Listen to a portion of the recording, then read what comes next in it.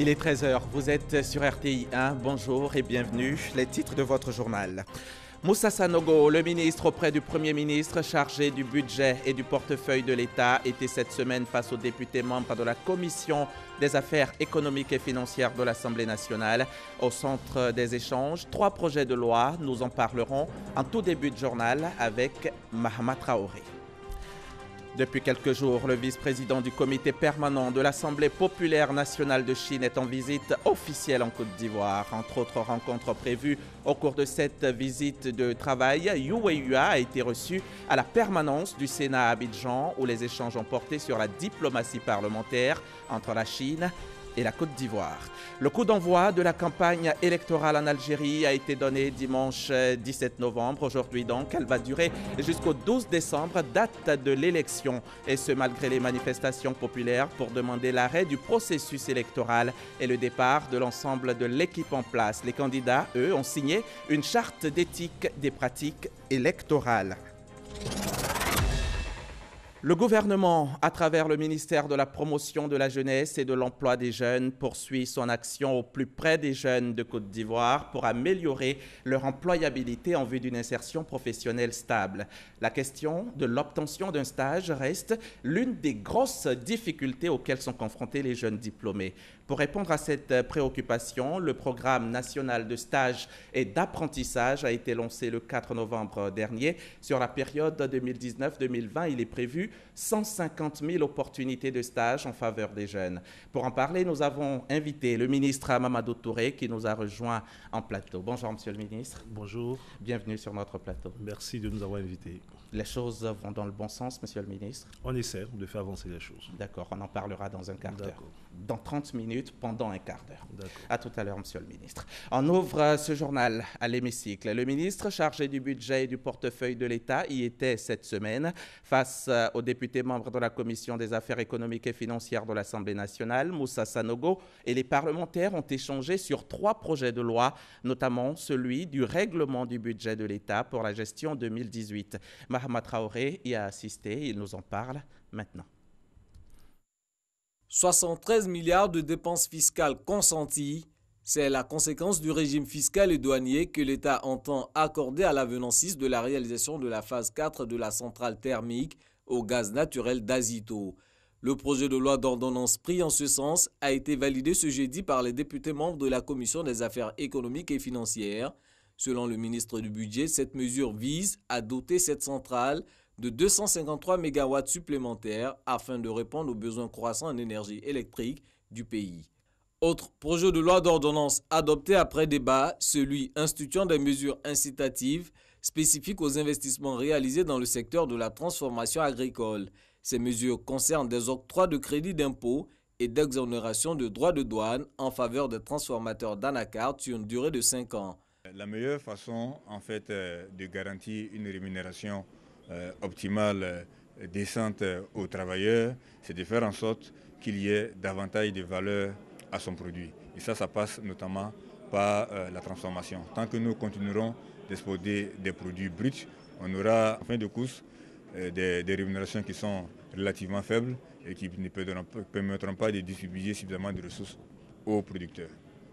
Moussa Sanogo et les parlementaires ont également débattu sur le projet de loi de règlement du budget de l'État pour la gestion 2018, un exercice approuvé dans l'ensemble par la Cour des comptes malgré un déficit budgétaire de 103 milliards de francs CFA. Il faut simplement retenir qu'on a des finances publiques qui sont bien gérées, ce n'est pas nouveau, et qu'on a une déclaration de conformité de la Cour des comptes qui atteste de la régularité de nos comptes. Bien sûr, il y a quelques recommandations, mais il y a quelquefois quelques incompréhensions de la part du public sur le thème du déficit budgétaire. Donc ça laisse penser à des choses extrêmement graves. Non, ce sont simplement des questions de comptabilisation qui se résolvent au cours du temps. Rendez-vous est pris entre le ministre du Budget et les membres de la Commission des affaires économiques et financières pour mardi prochain, cette fois pour la présentation du projet de loi de finances portant budget de l'État pour l'année 2019, budget estimé à 8 061 milliards de francs CFA.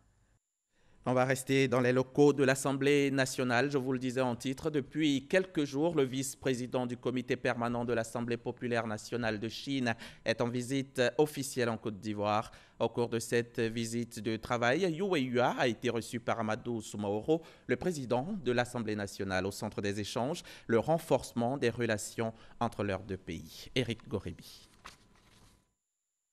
Drapeau ivoirien et chinois côte à côte, une image symbolique qui met en exergue l'amitié historique de la Côte d'Ivoire et de la Chine. Le vice-président de l'Assemblée populaire de Chine dans les locaux de l'Assemblée nationale de Côte d'Ivoire. Après des échanges avec Amadou Soumaoro, place à une séance de travail. Délégations chinoises et ivoiriennes se font face. La délégation chinoise est composée de Wu Weihua, vice-président de l'Assemblée populaire de Chine, des députés chinois et des chefs d'entreprise. Celle de la Côte d'Ivoire est composée des conseillers techniques et des députés, dont le vice-président du groupe d'amitié parlementaire Côte d'Ivoire-Chine, Assoua Yapoga. Le président de l'Assemblée nationale, chef de la délégation ivoirienne, a invité ses hôtes à accroître les chiffres de leur investissement en Côte d'Ivoire. J'apprécie hautement et je salue avec satisfaction la présence des opérateurs économiques de la République populaire de Chine dans plusieurs secteurs d'activité en Côte d'Ivoire. Je les encourage à investir massivement dans la transformation de nos matières premières agricoles comme le café, le cacao. La Chine est favorable à cette demande. Nous aimerions travailler ensemble avec vous à renforcer nos échanges, non seulement au niveau de l'équipe dirigeante, mais aussi au niveau des commissions spéciales de nos institutions, et à renforcer le partage d'expériences en matière d'économie, d'amélioration des conditions de vie de la population. Les deux hôtes ont salué les grands chantiers du président Alassane Ouattara en faveur des populations ivoiriennes et du développement rapide de la Côte d'Ivoire. Autre étape de la visite d'amitié et de travail du vice-président du comité permanent de l'Assemblée populaire nationale de Chine à Abidjan, le Sénat de Côte d'Ivoire. Yu Weihua et la délégation qui l'accompagne ont été reçus cette semaine à la permanence du Sénat à Abidjan avec pour objectif d'intensifier la diplomatie parlementaire entre la Chine et la Côte d'Ivoire. Gabriel Zani. En visite de travail et d'amitié à Abidjan, une délégation de parlementaires conduite par Yu Weihua, le vice-président de l'Assemblée nationale populaire de Chine, a rencontré le Sénat. La visite témoigne de la détermination à rendre plus actives les relations de coopération entre la Côte d'Ivoire et la Chine. Séance de travail présidée par Emilienne Bobiassa, vice-présidente du Sénat, signature de livre d'or, ont marqué les échanges entre les délégations, signe de consolidation des relations interparlementaires. La Chine et la Côte d'Ivoire voudraient bien associer l'initiative et la stratégie de développement ivoirienne. Et la Chine voudrait travailler main dans la main, travailler ensemble main dans la main avec la Côte d'Ivoire pour la consolidation de la comité de destin Chine-Afrique. Objectif et souhait partagés, le secrétaire général du Sénat consent à cette coopération, d'autant plus que les performances économiques de la Côte d'Ivoire connaissent une croissance de 8% et l'attractivité pour les affaires est bonne. La Chine est un État qui compte dans le concert des nations. C'est une grande nation orientée vers le souci du développement des pays africains comme le nôtre. Et la jeune institution qu'est le Sénat est nécessairement demanderesse d'une coopération hardie entre nos deux institutions. Tout en saluant la coopération efficace et fructueuse entre la Côte d'Ivoire et la Chine, la délégation chinoise a offert au Sénat des fournitures de bureaux d'une valeur de plus de 20 millions de francs CFA. Le vice-président de l'Assemblée populaire nationale de Chine appelle de tous ses voeux le renforcement de la coopération entre les deux pays, coopération qui pourrait se caractériser par le partage d'expériences en matière de gouvernance, d'échanges économiques et commerciaux. Venons-en maintenant à cette rencontre entre les dirigeants des institutions membres du GIM-UEMOA, le groupement interbancaire monétaire de l'Union économique et monétaire ouest-africaine. Une rencontre qui avait pour objet de faire le bilan des acquis et définir la banque de demain. Le témoignage de Nadia Eidja et Cheikh Kone Aboubakar. Comment allier digitalisation de la monnaie, qualité de service et sécurité dans les transactions? Voici ce qui réunit à Abidjan les dirigeants des institutions membres du groupement interbancaire monétaire de l'Union économique et monétaire ouest-africaine, GIM-UEMOA. La question est préoccupante face aux nombreuses attaques cybercriminelles que connaissent les établissements financiers. Les attaques font légion aujourd'hui, aussi bien dans la zone CEDEAO que dans la zone UEMOA, où il y a eu des conséquences en termes pécuniaires, mais également en termes d'image de marque. Parce que lorsqu'une banque se fait attaquer, évidemment, les clients ils se posent des questions. Il va falloir que nous nous engagions davantage pour le développement de nos établissements, de nos économies également. Lors de cette séance, le directeur général du GIM-UEMOA a émis le souhait d'une monnaie électronique commune à l'Afrique pour la modernisation des économies. Je souhaite vraiment que demain on ait un GIM-UA parce que c'est une œuvre d'intégration. Nous sommes aujourd'hui au cœur de la transformation de nos économies. Et on ne peut pas transformer nos économies si on ne les modernise pas. Et le GIM est au cœur de la modernisation pour les questions du paiement électronique, du paiement des taxes, des douanes, de la collecte des ressources de l'État. Donc je voudrais vraiment que les autorités au plus haut niveau puissent se saisir vraiment de ce chantier GIM-UEMOA pour faire en sorte que ça puisse être un instrument, si vous voulez, de gestion efficace et efficiente des ressources publiques de l'État. Après 16 ans d'exercice, Blaise Aouanchede quitte la tête de la plateforme en novembre prochain. Un sentiment de devoir accompli et un bilan satisfaisant. Le GIM-UEMOA aujourd'hui, c'est 135 institutions financières, plus de 4 millions de cartes pour 10 000 points de service et 1 000 milliards de flux traités, contre 10 millions à la création. En marge de ce séminaire, le directeur général a été distingué officier de l'ordre national par le ministre de l'économie et des finances. La ZLECAf, vous le savez peut-être, est la zone de libre-échange continentale mise en place par les États africains. C'est un marché de plus d'1 milliard de consommateurs. Le comité national sensibilise les commerçants ivoiriens sur la zone et son intérêt. Cette semaine, les membres du comité ont rencontré les commerçants et les opérateurs économiques de San Pedro. Reportage Sam Conan, notre correspondant dans la région. Créer un marché unique pour les marchandises, les services et la circulation des personnes afin d'approfondir l'intégration économique du continent africain avec un marché évolutif d'1,2 milliard de consommateurs et conformément à la vision panafricaine d'une Afrique intégrée, prospère et pacifique, telle qu'énoncée par l'agenda 2063, voici l'objectif de la zone de libre-échange continentale africaine expliqué aux commerçants et opérateurs économiques de San Pedro au cours d'une rencontre initiée par le comité national de la ZLECAf. Le commerçant à San Pedro, qu'est-ce qu'il gagne? Il gagne un accès à un vaste marché de consommation qui existe. C'est vraiment 1,2 milliard d'habitants qui pourront vraiment acheter nos produits. Je pense que c'est une grosse opportunité. La stratégie nationale d'exportation de la Côte d'Ivoire et les enjeux de l'élaboration d'une stratégie nationale de mise en œuvre de la ZLECAf, entre autres, ont été expliqués aux participants qui ont émis des préoccupations. La zone de libre-échange pour nous, c'est pour que vraiment les barrières tarifaires, les barrières de douane, la circulation des biens et des personnes soit vraiment quelque chose vraiment de réalité. Bon, le libre-échange, nous voulons, quand tu auras le temps de venir chez moi, d'avoir le privilège aussi d'aller chez vous, d'avoir un échange équitable.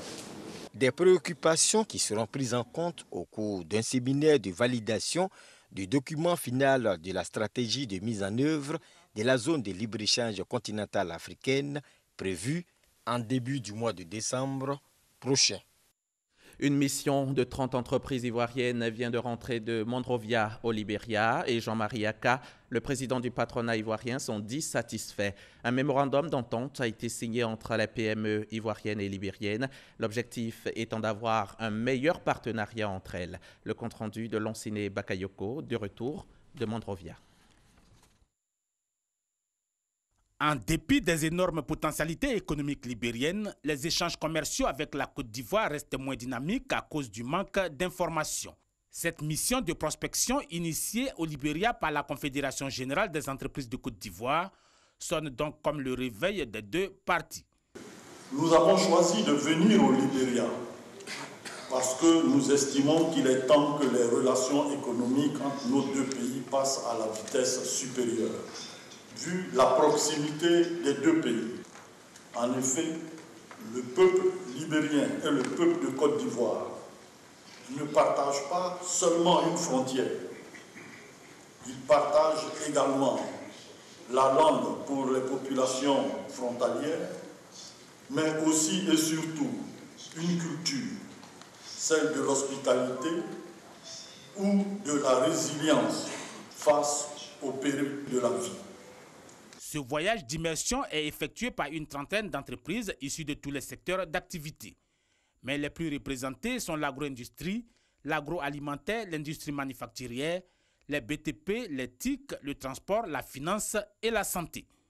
Pour nous, le Libéria est un bon espace d'apprentissage parce que après toutes ces crises qu'a traversé le Libéria, nous pensons qu'il y a beaucoup à faire. Déjà très intéressés par les offres ivoiriennes, notamment des PME, les autorités libériennes estiment qu'une bonne politique de coopération bilatérale passerait aussi par des autoroutes transfrontalières, des échanges en matière de politique agricole et surtout l'interconnectivité de l'énergie.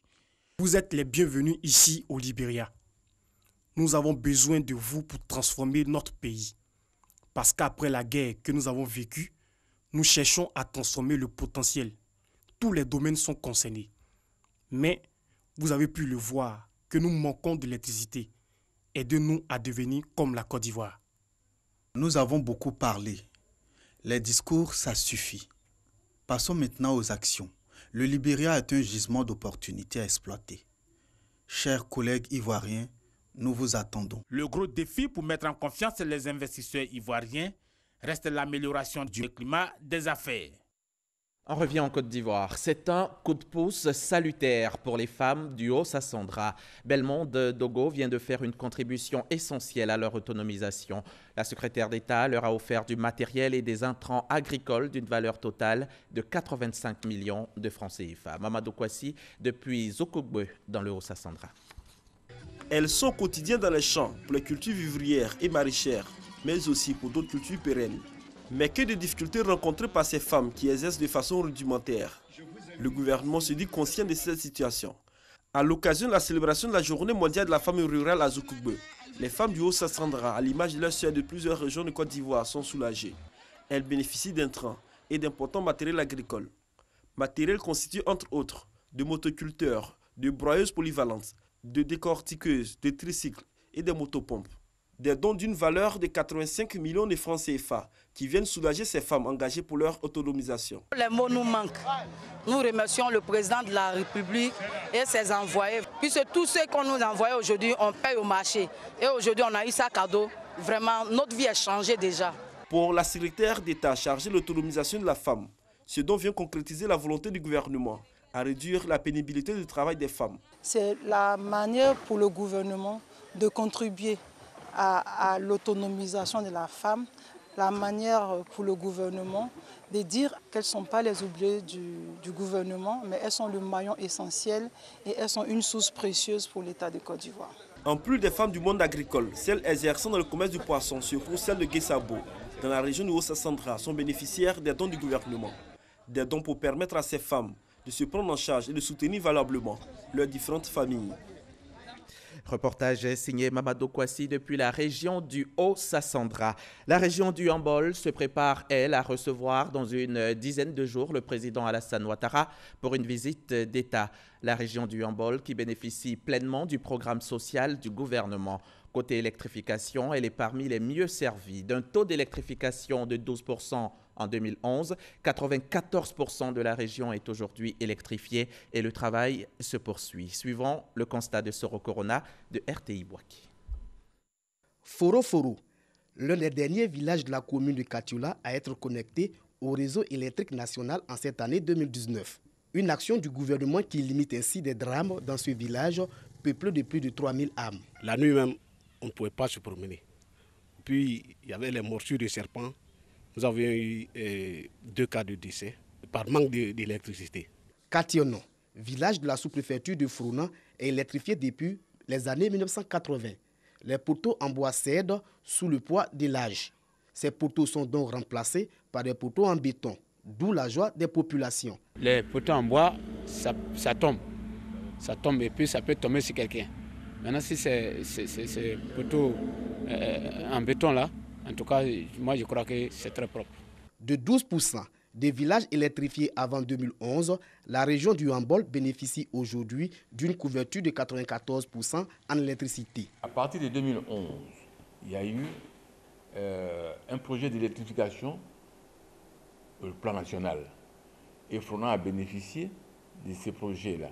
Il n'y a qu'un seul village, rattaché à la commune, qui n'est pas électrifié encore. Dans la commune de Katoula, nous sommes presque à 30% de l'électrification dans les villages. Aujourd'hui, nous pouvons affirmer que nous sommes presque à 100%.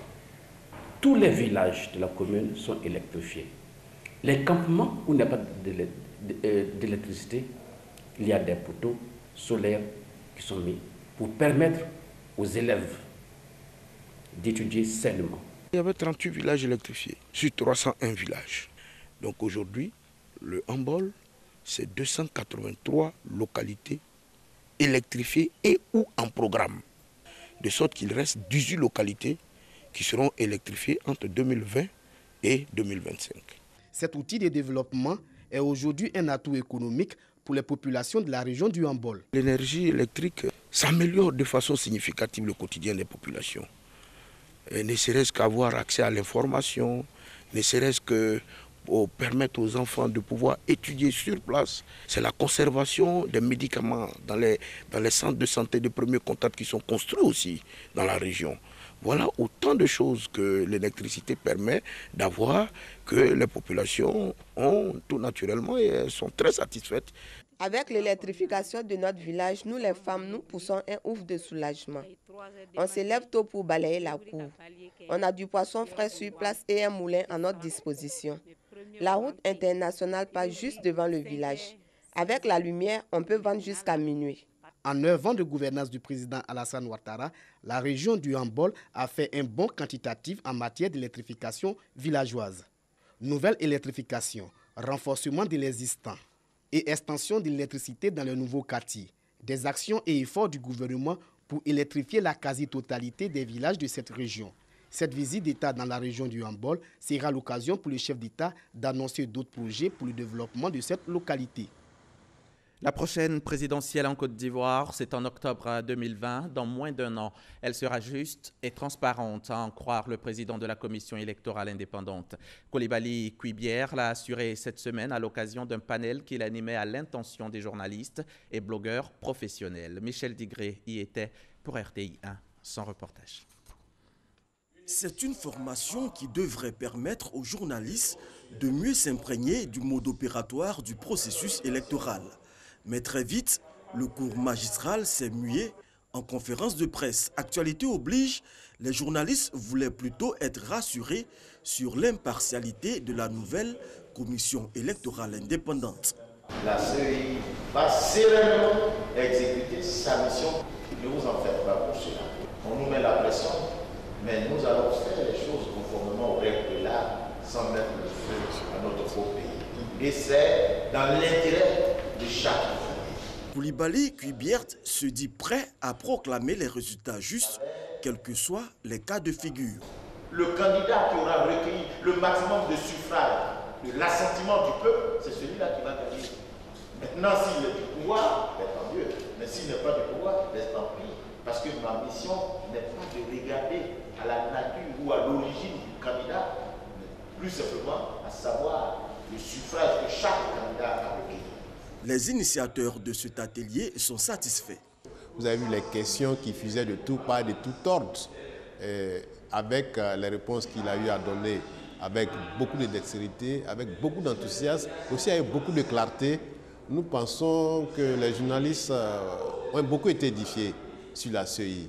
Les journalistes ont eu droit à plusieurs autres panélistes issus des 12 institutions de la République. Ça nous permet d'outiller les journalistes sur les missions de notre institution qui est le médiateur de la République, son organisation et son fonctionnement. Nous partons d'ici vraiment enrichis d'une bonne connaissance de ces institutions pour éviter de faire certains amalgames dans nos productions. Des diplômes ont été remis aux participants à la fin de cet atelier, le premier du genre organisé par le ministère des Relations avec les institutions. En Algérie, ce dimanche marque le premier jour de la campagne pour la première présidentielle post-Bouteflika, une élection massivement rejetée par la rue qui estime qu'un scrutin organisé par le régime militaire de transition ne servira qu'à recycler l'ancien régime en place. Le Hirak, le mouvement de contestation inédit apparu le 22 février, ne semble pas pour l'instant avoir réussi à faire fléchir le pouvoir qui garde son cap. Les 5 candidats retenus officiellement, eux, ont signé une charte d'éthique des pratiques électorales. On parle aussi de charte d'éthique ici en Côte d'Ivoire, mais dans l'administration publique, une charte d'éthique et un code de déontologie élaboré par le ministère de la fonction publique. C'est un vieux projet qui fait l'objet aujourd'hui d'un atelier en vue de son actualisation. Grace Kando nous en dit plus. Absentéisme, tracasserie administrative, manque de courtoisie, corruption et non-respect du devoir sont quelques mots qui minent le secteur du service public. Pour changer la donne, un code de déontologie et une charte d'éthique seront élaborés par le ministère de la fonction publique. D'abord, il y a eu un premier séminaire qui a proposé une série de textes portant éthique du fonctionnaire ivoirien. Et cet atelier vise à valider ces textes-là et donner à la Côte d'Ivoire une administration moderne et modèle. Que l'action publique soit adossée à des valeurs. Et les valeurs d'éthique humanisent un peu les procédures. Les valeurs d'équité, les valeurs d'égalité de tous les citoyens devant l'administration, les valeurs de service public gratuit, efficace et surtout la satisfaction de l'usager devenu citoyen exigeant. Le code de déontologie et la charte d'éthique en projet s'inscrivent dans le cadre de la politique de modernisation de l'administration publique. L'administration publique joue un rôle prépondérant dans le développement d'un pays. Elle est le pilier de tout État moderne car c'est elle qui traduit en actes la vision et les orientations du gouvernement.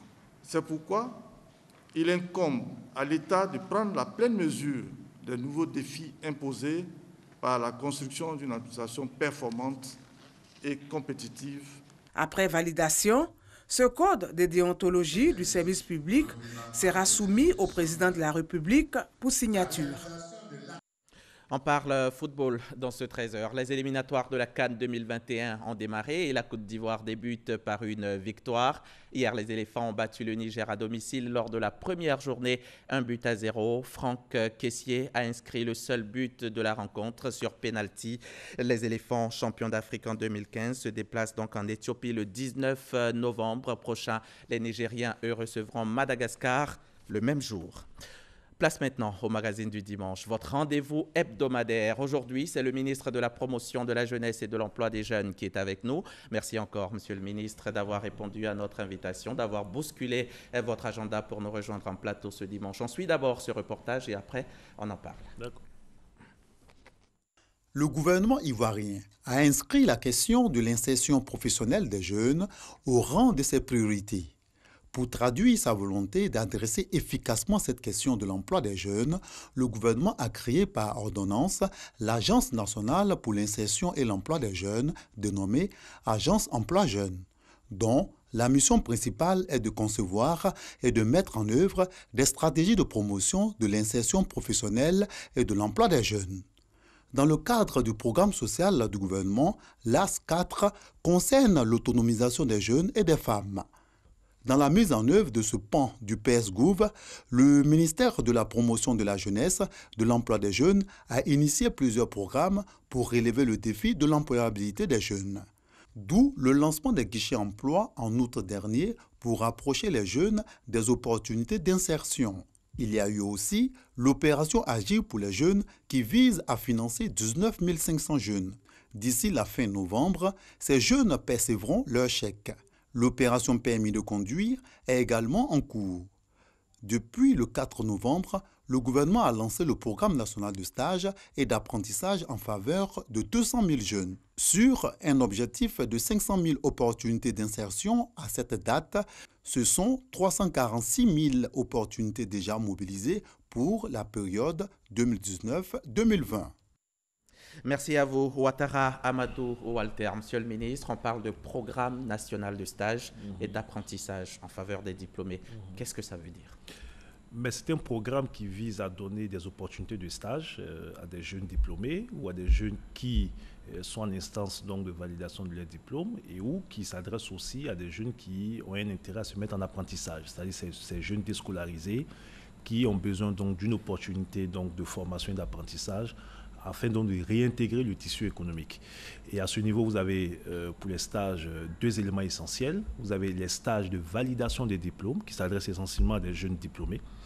Vous savez que notre pays a énormément donc de besoins dans ce domaine. Hein. Beaucoup de jeunes finissent leur formation, ont du mal à avoir donc des opportunités pour valider donc leur diplôme. Vous avez des dizaines de milliers de jeunes qui sont dans cette situation, qui ont le BTS admissible, mais qui attendent 1 an, voire 2 ans avant de pouvoir valider leur diplôme. Cette question est résolue par le programme national des stages à travers la validation des diplômes sur 3 mois. Et ces jeunes reçoivent 15 000 francs CFA par mois. Ensuite, vous avez tous ces jeunes qui ont un problème d'employabilité. Ils ont ils ont soutenu, ils ont leur diplôme. Lorsqu'ils cherchent des emplois au sein des entreprises, on leur oppose le manque d'expérience professionnelle. Mais comment peuvent-ils avoir une expérience professionnelle s'ils n'ont jamais travaillé? Nous avons relancé le programme, le PAE, le programme d'aide à l'embauche, qui avait été initié par le président Ouattara en 1992 et qui revient donc dans une forme améliorée et qui permet à des jeunes d'être placés en entreprise ou au sein de l'administration publique pendant 1 année en situation de travail. En contrepartie, ils ont un pécule de 45 000 francs CFA par mois versé par le gouvernement ivoirien, avec une moyenne de 20 000 francs CFA versés par l'entreprise ou la structure qui les accueille, ce qui les ramène au niveau donc, du SMIC. Au bout d'1 an, ces jeunes ont une première année d'expérience professionnelle. Soit l'entreprise les garde, ou bien, si ces jeunes doivent chercher de l'emploi ailleurs, ils pourraient justifier d'1 année d'expérience professionnelle. Et je peux vous dire que ce programme qui a commencé il y a quelques années, donc déjà sur financement de la Banque mondiale à travers le PGDEC, tous les jeunes qui ont été mis en situation donc, de pré-emploi dans le cadre de ce programme de stage, 67% de ces jeunes ont été gardés par les entreprises qui les ont accueillis.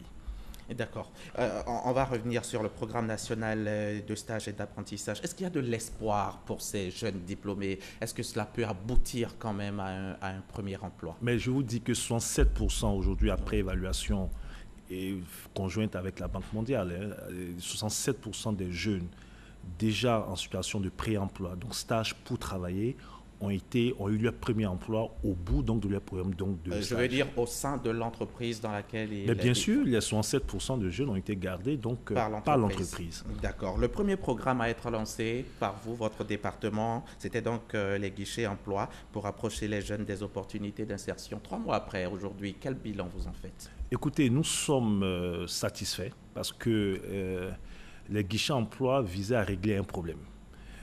Vous avez un service public d'aide à l'embauche des jeunes qui a été mis en place en 2015 avec une représentation qui ne couvrait pas tous les territoires nationaux. Je peux vous dire par exemple qu'un jeune qui était à Goïtafla ou à Zenoula qui voulait accéder au premier service public d'aide à l'emploi devait se déplacer jusqu'à Daloa. De même pour les jeunes qui étaient donc dans le Ouaddougou, je parle des Séguéla. Aujourd'hui, à travers cette stratégie de territorialisation, en partenariat avec les mairies, nous avons pu couvrir l'ensemble du territoire avec l'ouverture des guichets emploi dans toutes les communes. Ça veut dire quoi concrètement? Qu'un jeune qui a Goïtafla, qui cherche un emploi, qui veut accéder aux différents programmes, n'a qu'à aller dans sa commune et il a donc un service d'accueil qui peut l'orienter, qui peut l'informer ou qui peut l'aider à s'inscrire dans les différents programmes qui sont mis à disposition. Aujourd'hui, quand vous prenez les différents programmes qui ont été déjà lancés, je prends Agir pour les jeunes qui permettra donc de financer 19 500 jeunes. Voilà, sur 19 500 jeunes à financer, nous avons eu près de 80 000 jeunes qui ont pris d'assaut donc tous les guichets emploi pour s'inscrire. Il en est de même pour donc, les permis de conduire, il en est de même pour le recrutement donc, des jeunes au niveau de la couverture maladie universelle. Nous attendions donc recruter 1800 jeunes, mais c'est près de 33 000 jeunes qui ont pris d'assaut les différents guichets emploi. Nous avons un dispositif qui permet aux jeunes d'accéder donc aux différentes offres d'opportunités que nous avons. Justement, l'opération Agir pour les jeunes, c'est terminé? L'opération Agir pour les jeunes continue. Nous avons eu une phase donc, de sélection donc, des jeunes. Aujourd'hui, nous avons à peu près 40 000 jeunes, 40 000 jeunes qui sont donc présélectionnés et qui seront formés par la COPEC qui va travailler donc, avec donc, des structures donc, compétentes en la matière. Et au bout, c'est 19 500 qui seront financés. Et ces financements vont commencer à l'occasion donc, de la visite d'État du chef de l'État dans le handball. Donc les premiers jeunes, donc près de 500 jeunes, vont recevoir donc, le chèque donc, consacrant ainsi le début donc, de l'opération de financement donc, des jeunes. Et ça va s'étendre sur l'ensemble du territoire. Sur l'ensemble du territoire. Comment se fait le recrutement de ces porteurs de projets? Écoutez, d'abord, le jeune doit être porteur d'un projet, d'une idée. Il doit avoir une idée. Et ensuite, à partir donc, de l'idée, puisque nous avons déléguer cette opération à la COPEC. Ces jeunes donc, sont présélectionnés, ces jeunes sont formés dans les domaines dans lesquels ils veulent entreprendre et après donc, ces deux processus, un financement donc, est mis en place pour ces jeunes. Je peux vous dire que 19 500, ça c'est jusqu'en fin d'année, mais en tout nous avons 131 000 jeunes qui vont bénéficier donc, de ce financement dans le cadre de notre programme d'entrepreneuriat. 19 500 maintenant, mais à partir de janvier, c'est près de 112 000 jeunes aussi qui vont bénéficier donc, de ce programme. Et les premiers projets seront réalisés à partir de la remise de chèques qui va se faire dans le oui, c'est-à-dire que là, les jeunes sont en train d'être formés. Et je vous l'ai dit, symboliquement, nous commençons donc à la fin de ce mois, donc dans une dizaine de jours, où les 500 premiers jeunes dans la région du handball vont recevoir leur chèque et vont commencer immédiatement leur activité. Vous l'avez évoqué tout à l'heure, le programme de permis de conduire, il concerne 5000 jeunes. Pourquoi avoir initié un tel programme? Mais parce que le permis de conduire est aussi une opportunité d'insertion pour les jeunes, contrairement à tout ce qu'on pourrait penser. Vous savez, nous avons un pays qui est en chantier. Pour certains métiers, il y a des besoins réels donc, de conducteurs d'engins d'un certain niveau. Donc pour certains jeunes, avoir un permis de conduire est une opportunité d'insertion. Là, nous avons lancé 5000. Le mois prochain, nous allons relancer 5000 autres. L'idée, c'est que tous les jeunes, donc sur l'ensemble du territoire, mais surtout dans les zones économiques où nous avons des activités économiques très fortes et où il y a donc des chantiers qui nécessitent donc la main-d'œuvre qualifiés en matière donc, de conduite d'engins ou de véhicules, que ces jeunes puissent avoir une opportunité pour pouvoir travailler. 5 000 maintenant, 5 000 le mois prochain, ça va faire 10 000. Et puis le mois suivant, 5 000 autres, Monsieur le ministre? Alors, parce qu'il y a beaucoup de jeunes qui attendent ce premier document. Oui, vous devez savoir que pour les permis de conduire, c'est en tout 25 000. Et ces 25 000 intègrent donc les 346 000 opportunités qui ont été mobilisées jusqu'à ce jour. Donc, il y aura les permis de conduire, il y a les formations complémentaires qualifiantes pour ces jeunes qui ont une formation de base, qui ont besoin donc d'une formation complémentaire pour se requalifier vers d'autres métiers. Il y a des jeunes qui veulent entreprendre, qui vont bénéficier donc pour certains donc des chèques Agir pour les jeunes, mais pour d'autres, puisque nous allons mettre en place un financement de 100 millions de francs CFA par région pour permettre donc de financer tous les jeunes qui sont porteurs d'un projet qui part de 1 million à 5 millions au niveau donc des différentes régions. Et ça commence dès ce mois. On va revenir au programme national de stage et d'apprentissage. C'est quoi les conditions? Quelles sont les conditions pour bénéficier de ce programme? Alors, pour les stages de validation des diplômes, il faut être d'abord jeune ivoirien de 18 donc, à 40 ans. Il faut être admissible donc, à un diplôme. Et c'est tout. Et vous inscrire sur la plateforme de l'agence emploi jeune ou aller dans un guichet emploi pour vous faire connaître. Et nous faisons correspondre donc les opportunités de stage qui ont été mobilisées auprès des entreprises privées de l'administration publique avec votre profil. Donc en fonction du domaine dans lequel vous avez besoin de stage, nous regardons dans notre base de données et vous êtes orienté donc vers l'entreprise. Il y a un contrat qui est signé entre le jeune, l'agence emploi jeune et l'entreprise. D'accord. Monsieur le ministre, qu'est-ce qu'il en est aujourd'hui des primes des stagiaires qui avaient été recrutés par l'agence emploi jeune? Alors, je voulais dire aussi que pour les stages pré-emploi, le programme d'aide à l'embauche, il faut être diplômé et puis avoir 18 à 40 ans et être ivoirien. Alors, pour les primes de stage, lorsque je suis arrivé à la tête de ce département, effectivement, nous avions près de 4300 jeunes qui avaient différents retards dans les primes de stage, liés aux procédures administratives qui étaient très longues, très lourdes, liées aussi au fait que certaines entreprises n'ont pas été totalement transparentes donc, dans le processus. Donc nous avons fait auditer donc, cette situation et à partir de là, des réponses efficaces ont été apportées. Déjà, revoir toute la procédure administrative. Il fallait 45 jours pour traiter un dossier d'un jeune stagiaire. Nous sommes aujourd'hui à 20 jours. Nous avons vu les mécanismes de financement, de telle sorte qu'à travers une banque partenaire, les jeunes puissent recevoir sur un compte directement leurs ressources à partir du moment où la preuve du stage effectif a été faite. Et sur les 4300 jeunes, la quasi-totalité de ces jeunes aujourd'hui est payée. Il y avait un nombre résiduel d'une centaine de jeunes qui restaient. Mais ces jeunes, je les ai reçus donc la semaine dernière. Et vous aviez avancé la date du 15 novembre pour le règlement définitif. En tout cas, au niveau de notre ministère et du ministère de l'économie et des finances, donc toutes les procédures ont été faites et certains jeunes nous ont effectivement confirmé qu'ils ont commencé à recevoir sur leur compte donc ces ressources.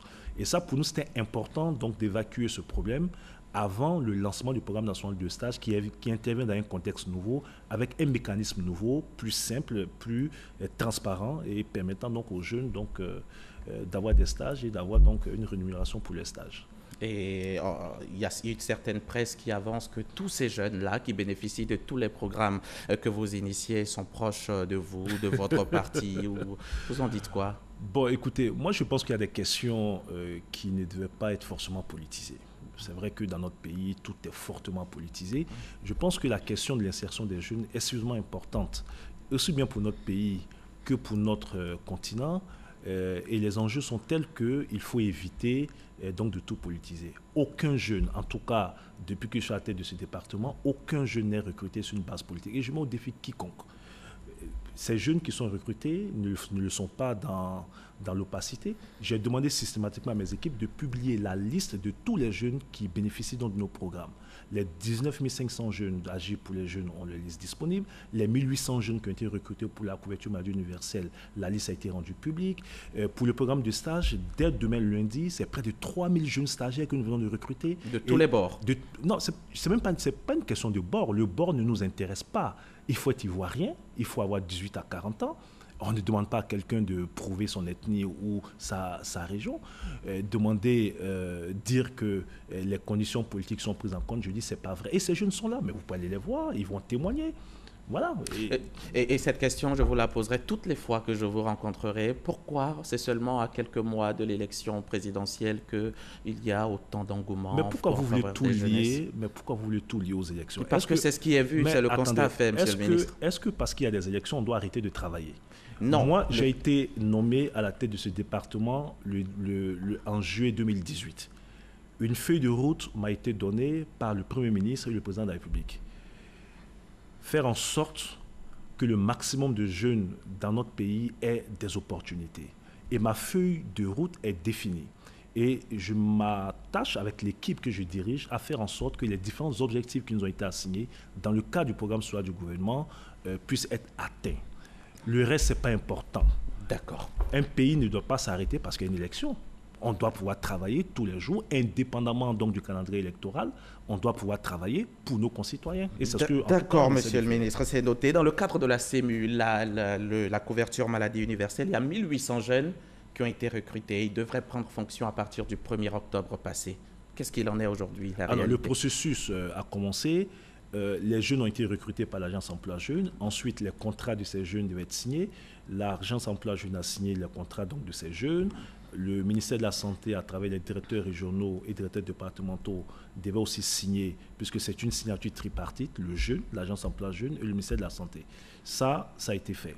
Et ensuite, ces jeunes sont affectés donc, dans des centres de santé.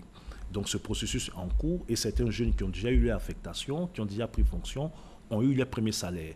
Et c'est un processus qui se fait donc progressivement, puisque dans certains centres de santé, il y a eu quelques difficultés, je ne veux pas le nier, puisqu'il y a des responsables des centres de santé qui n'ont pas bien accueilli ces jeunes, mais le problème est en train d'être réglé. Est-ce que c'est ce qui justifie, Monsieur le ministre, est-ce qui justifie le fait que 500 d'entre eux se sont désistés? Non, ça n'a rien à voir. Pourquoi 500 ne se sont pas présentés? Je ne crois pas qu'ils se soient désistés. Alors, l'information a été un peu... Ce qui s'est passé, il y a 1800 jeunes qui ont été recrutés, qui ont été présélectionnés. Mais avant donc d'aller travailler, ces jeunes devaient faire une formation. Formation qui a été faite par la CNAM. On a constaté qu'au moment de la formation, ce n'est pas 500. On avait 600 personnes qui n'avaient pas répondu. Mais ces personnes, il y a eu donc des tentatives pour rentrer en contact avec ces personnes. Certains ont pu être contactés parce qu'au moment de la formation, ils étaient joignables pour certains ou les numéros n'étaient pas bons. Et aujourd'hui, il y a eu une seconde formation qui a été faite et nous avons autour de 300 jeunes qui sont introuvables. Est-ce que c'est parce qu'ils ont désisté? Est-ce que... Bon, mais je note que... Et vous comptez combler ce vide, comment? Mais écoutez, il y a 33 000 jeunes qui ont fait donc une demande pour faire partie du processus CMU. Donc, dans la base de données, donc, le différentiel donc, de jeunes sera donc... alors, c'est une opportunité donnée à ceux qui n'avaient pas été pris. Et ces jeunes seront payés à 145 000 francs CFA par mois, en partie par mon ministère à travers l'Alliance Emploi Jeunes et en partie par le ministère donc, de la Santé. Merci. Merci beaucoup. Monsieur le ministre, Monsieur Mamadou Touré, ministre de la Promotion de la Jeunesse et de l'Emploi des Jeunes, je rappelle que vous êtes venu nous en dire un peu plus sur le programme national de stage et d'apprentissage des jeunes diplômés. Bien entendu, on a fait un peu le tour des différents programmes qui ont été initiés par votre département, notamment les guichets emploi jeunes, le projet Agir pour les jeunes et le programme de permis de conduire. On peut le dire, vous êtes actif pour l'insertion professionnelle des jeunes. On essaie de faire au mieux, mais je vais surtout demander aux jeunes de croire en ce processus et de prendre d'assaut les guichets emploi et de se faire connaître auprès donc, de l'Agence Emploi Jeunes pour bénéficier donc, de ces programmes. Et aujourd'hui, nous avons des opportunités mobilisées, nous avons des ressources importantes qui ont été mobilisées par le gouvernement ivoirien et les partenaires techniques et financiers. Il faut maintenant que les jeunes aillent saisir ces opportunités. Merci, Monsieur le ministre. Merci en tout cas d'être venu et nos portes vous sont ouvertes. Revenez quand vous voulez. Ce 13h est terminé. Merci de l'avoir suivi. Je vous retrouve la semaine prochaine. Même heure, même chaîne et le même enthousiasme.